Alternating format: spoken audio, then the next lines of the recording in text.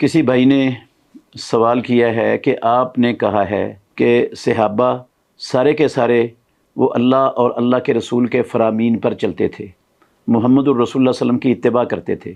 तो फिर आप सहाबा के अक़वाल को और सहाबा के इजमा को हुज्जत और दलील क्यों नहीं मानते?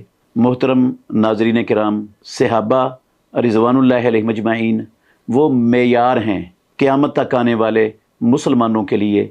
जिस तरह सहाबा अल्लाह और अल्लाह के रसूल पर ईमान लाए, उसी तरह जिसका ईमान होगा उसका ईमान अल्लाह रब्बुल आलमीन के यहाँ मोतबर होगा, और जिसका ईमान सहाबा के ईमान के बरअक्स होगा उस ईमान का अल्लाह रब्बुल आलमीन के यहाँ कोई एतबार नहीं है।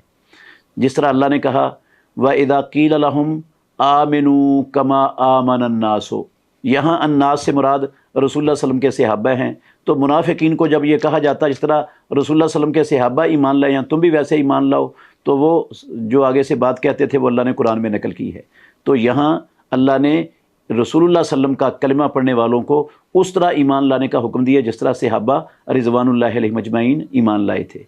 और अल्लाह ने कहा कुरान में पहले पारे की आखिरी सफ़े पर है, फ़इन आमनू बेमिस्ल मा आमनतुम बिही फ़क़द इहतदौ, अगर दुनिया वाले लोग उस तरह ईमान लाएं जिस तरह मेरे नबी के सहाबा ईमान लाए हैं तो फिर ये हिदायत याफ्ता है।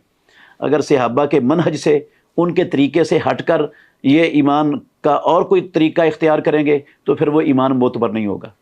एक बात तो ये याद रखें। दूसरी बात ये है कि हम सहाबा के अक़वाल को और सहाबा के इजमा को अल्लाह के फ़ज़ल से हुज्जत समझते हैं, हुज्जत समझते हैं। कोई ऐसा नहीं है अहले सुन्नत वल जमात में से, मुहद्दिसीन में से, जो सहाबा के इजमा को हुज्जत ना कहता हो।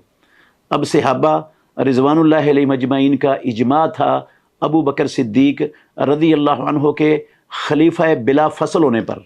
तो अहले सुन्नत में से एक बंदा भी नहीं आपको मिलेगा जो इस इजमा का इनकार करता हो। हम अल्लाह के फजल से इस इजमा को हुज्जत समझते हैं, दलील समझते हैं।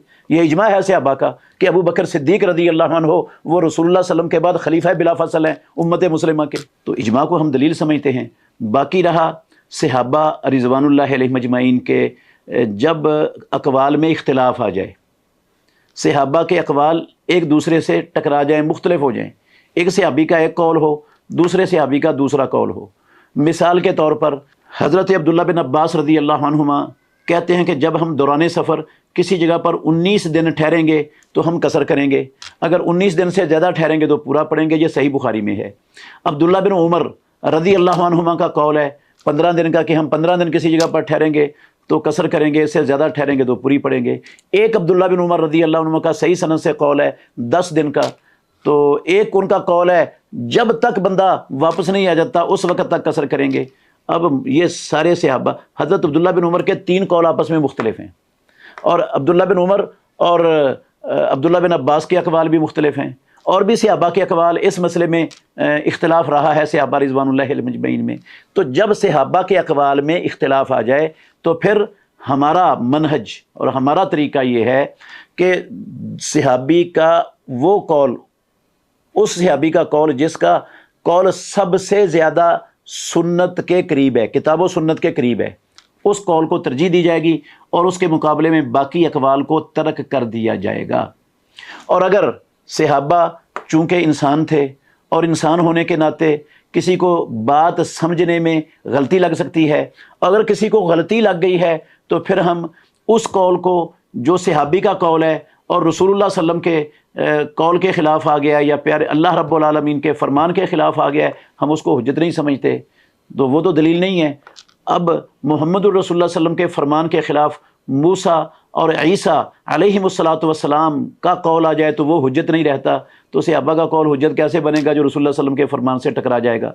मिसाल के तौर पर हज़रत अब्दुल्ला इब्न मसऊद रज़ी अल्लाह तआला अन्हु को ये समझ आई कि ये जो मुअव्वज़तैन हैं सूरह फलक और सूरह वन्नास, ये कुरान मजीद की सूरतें नहीं हैं। कुरान कुल वल्लाहु अहद इस सूरत पर मुकम्मल हो जाता है, ये दम के लिए उतरी हैं।